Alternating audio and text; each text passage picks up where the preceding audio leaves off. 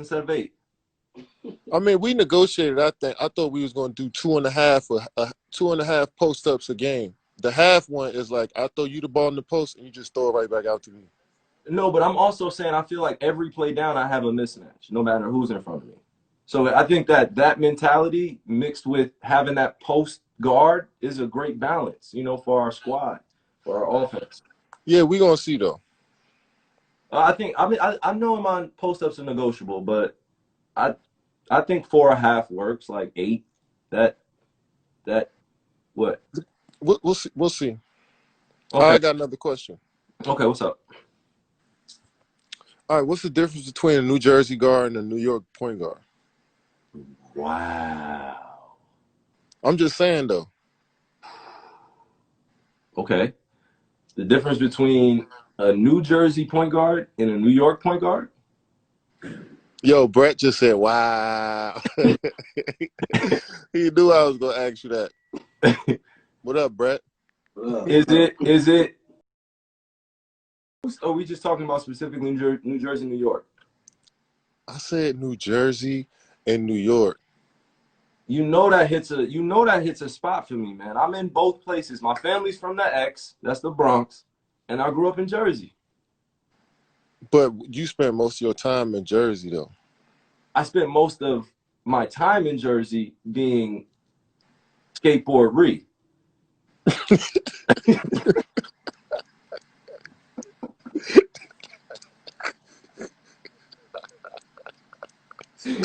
Some truck said, Yeah. Who the fuck is that?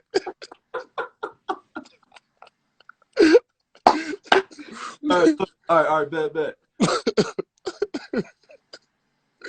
I'm just gonna do this. I'm gonna say this.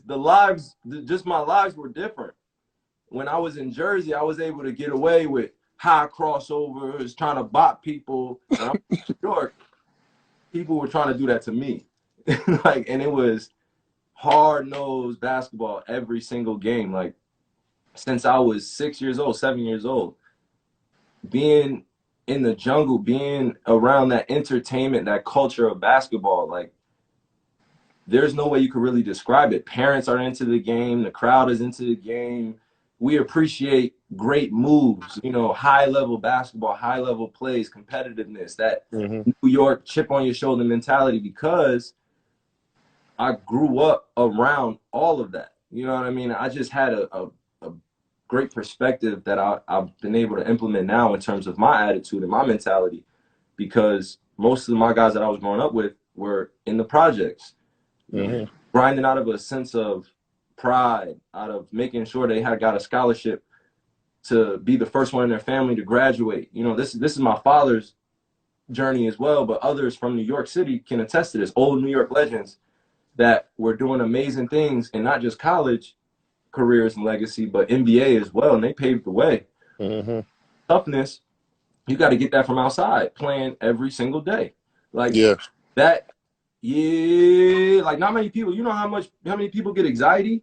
Yeah. When you're in a matchup, you're in a matchup against somebody that's literally from the block, that's coming to kick your ass in the park that day, and you a pro. Yeah. 155th in Harlem, like that. That mentality is, you go outside and you go at anybody and everybody, no matter who. In Jersey, my dad was like, "Yo, you can't play to your competition." And you know what I mean? Like, because Jersey was still as we had pros, but we were also known as those New Jersey guys that came over to New York. Oh, they soft. Oh, they don't have it. You know what I mean? Like, from Jersey, let them. Until I got to be 17, 18, and I had gone through the Gauchos, I had gone through Metro, So you ran through all of those mobs? Because they had done it to me as a kid. You know what I mean? I was around all of my generation and the little guys older than me. So that's what I was saying, was just the mindset. So what age would you say that you realized that you was the best in this area from, like, this East Coast? I mean, that's because you said you played against all these dudes and you've seen every point guard. Yeah. Did you believe at one point when you was like transitioning from skateboard read to, like, Barry. SKOOFEE the Byrie. Hey, when did you know that you was that guy? what you say? When did you know you was that guy? It had to be like high school, right? Bro, I'm gonna tell you, my talent in my eyes was different and special. I just didn't grasp and embrace all my tools. You know, I had a lot of different tools that I've been working on since I was a kid. And once I did that, it came with, you know, people were a little unassuming. You know, like I came out of nowhere, sort of say. But Yeah. I had gone from MK, Montclair Kimberly Academy, St. Pat's, to be with the best. Got coached by Kevin Boyle, you know, who's at Mount Verdi now. And I was able to take a step up in competition in Jersey once I joined. There's like almost like a triangle between St. Benedict's, St. Anthony's, and St. Patrick's at one time in New Jersey high school basketball. And we had Hudson Catholic, you know, all these other good schools in Jersey, Gill St. Bernard, all the schools, whatever. But you had to conquer that. And we had a mob my junior year when we won the state championship. And then my senior year, do you want to know what happened? Why y'all didn't win the states? Why we didn't end up going to states? Y'all didn't go to state? Bro, we got kicked out of states. For what? Y'all was cheating. See, I knew it. Y'all probably had somebody else 22 on the team. Don't do that. You playing a point guard, playing a two guard with you. What happened? Yo, somebody came in with fake clothing on, disguised as a plumber, and had a camera in the bag and was recording us practice. How nuts is that? So that's why y'all got kicked out the So tournament? they sent it to the state, and then the state kicked us out of the playoffs. Out of the state playoffs. Wow. Then we were practicing early. That's trash. That's just straight hate. Like my senior year, I left out of there with a county championship, bro. I was holding up that little trophy like I'm grateful for the journey. But, yo, like I know you was hot, bro. I had 30 in the first half, and Coach Boyle took me out. I was trying to get the record. I'm like, bro, it's my last high school game. Yo, I got one more question before you go. Absolutely, bro. For you, of course. Before I get up off your live. Mm-hmm. Yo, when I switched off on you and guarded you full court in the finals, yo, was that the best full court defense that somebody played on you your whole career? Because when I decided to guard you for that like 2-3 minutes, like nobody had seen you for like 3 minutes. They was wondering where Kyrie was at once I got on him. No. Would you say that was top level, elite, Hall of Fame, all my badges, pickpocket, intimidator on? I got on perk. I had pickpocket and pick dodger on gold.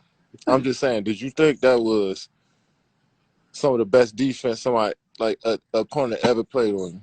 No, honestly, the way you described that one situation where you picked me up full court, like the one situation. Bro, it was like 5 or 6 possessions. I had to take you out the game. Ever picked me up full court was that one possession in the finals that you're referring to. If that is Hall of Fame worthy of that type of stature of you, Kevin Durant, guarding me, that you got it, bro. You have that. Yo.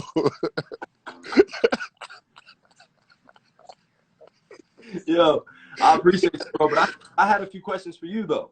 Yeah, go ahead, bro. If you don't mind. All right. Hold on. Let me see this, man. I wanted to know about some of your musical influences that changed your mindset. Or, like some of your musical influences, some songs or some artists, you know, that changed the way, like, because I remember you were telling me during the finals, 2017, into Biggie's "Was It Ready to Die" album. Yeah. And you said that every day you were consistently listening to his lyrics and dissecting it, and you just felt like you could translate that into a great Yeah. player consistently. Yeah, see, when I listen to Biggie, you realize he doesn't take a line off. Every bar was like perfected and crafted to fit in, and it felt like it was so natural. Like it didn't feel like Biggie even wrote shit down, but it fit perfect. You know what Yeah. I'm saying? You could tell that every bar meant something. Hmm. So I told myself to focus on each possession, see how what's the most I can get out of each possession, and then outside of Biggie too in that finals, Jay Elect had dropped a song and said that Jay Electronica, Okay. he had dropped a song during the finals and said it was inspired by my play, and that's my favorite rapper. You know what Mm. I'm saying? That's like Hold one of my top five, dead or alive. That's one of my on, guys. You know what I'm saying? So hold on. What time the ancestors for Jay Electronica? Because Jay Electronica, let me tell you, a guy, preacher. Go ahead. Tell me why he's your favorite artist, though. man, he's Universal Soldier on his album. Mm. That joint, and it's just one verse. That joint spoke to me so crazy, but he just speaking real wisdom and knowledge about how we should navigate in this world. You know what I'm saying? Yeah. Especially as black men who are perfecting a craft and a skill. Hmm. And I just appreciate what he brings to the table and Yeah. his journey, his experiences, how he put it in his music. So simple. You know what I'm saying? I appreciate that. Yeah. No respect. Is there You know, anything you like that? Like, just was there a time when you felt like an album really changed? Other than Ready to Die during the finals, like an album that you listen to in the summertime, or an old groove that your mom put you on, or an old album that just sticks with you, where it just is nostalgic. Reminds you of that Saturday morning. Kind of that type of vibe when you're getting ready for games or when you in the car. yeah. Mm-hmm. I think for me, getting ready for a game, it was always soothing music. Mm-hmm. Shit that calmed me down.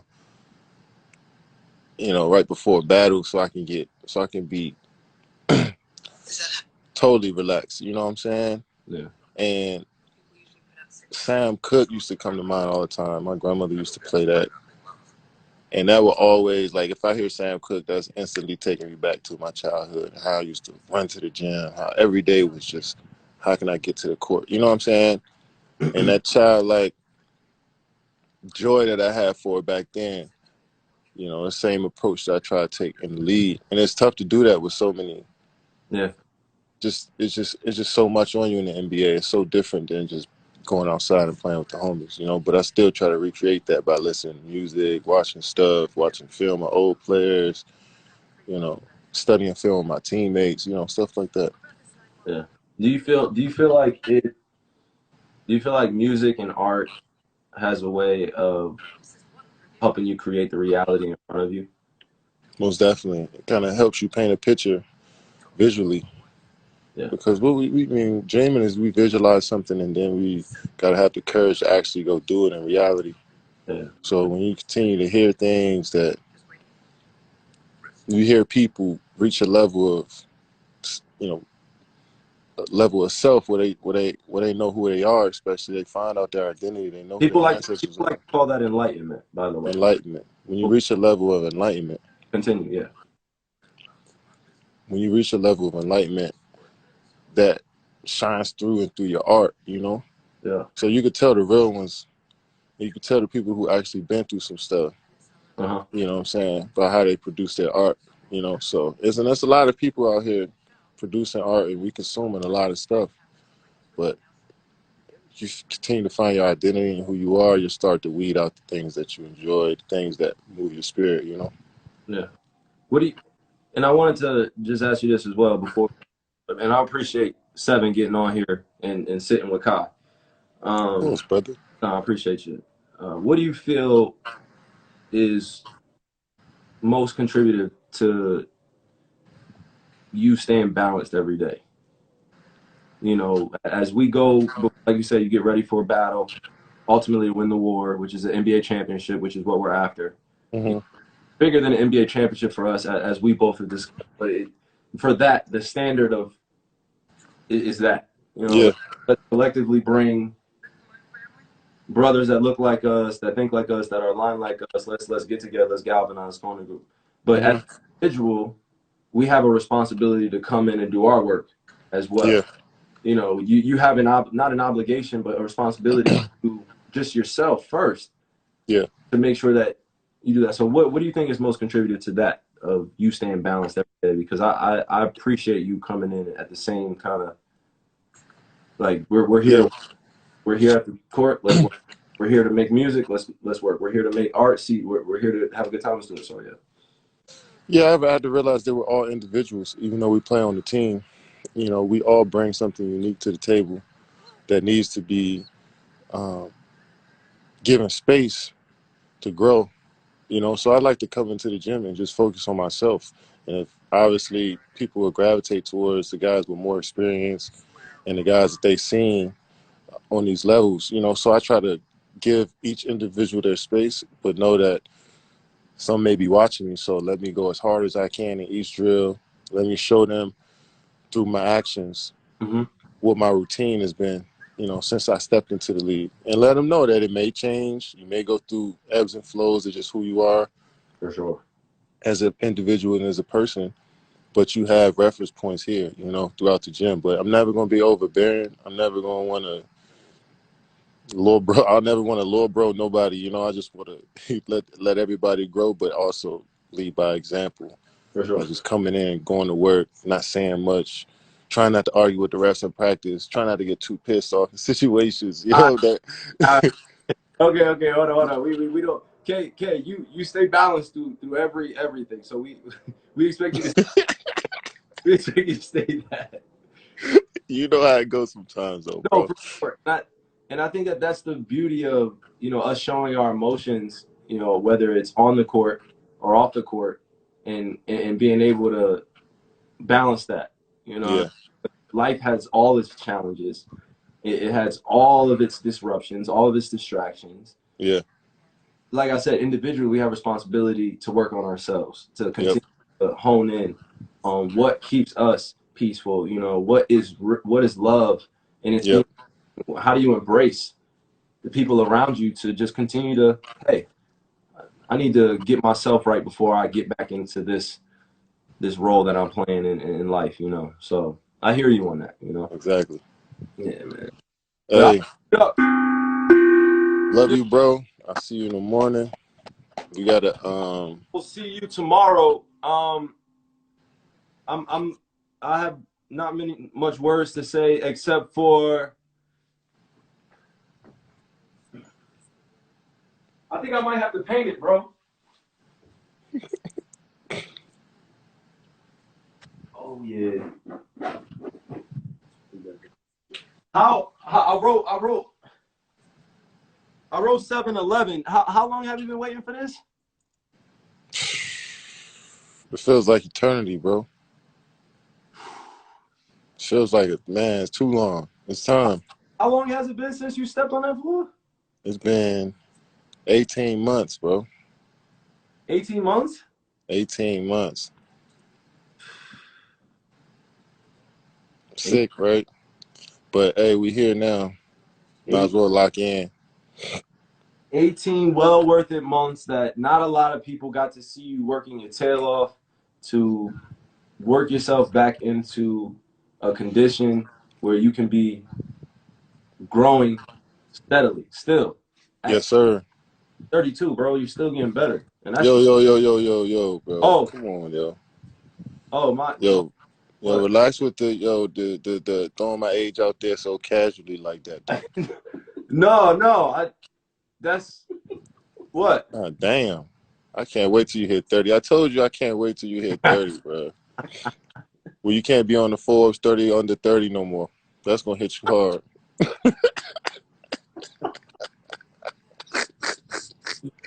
Yeah.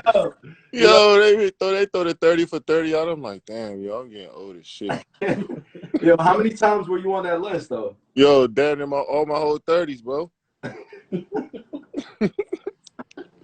Like, damn, they don't got no like 35 and not 35 and under 35. You know? Bro, you making your way closer to 50 Club now. Yo, check. All right, bro.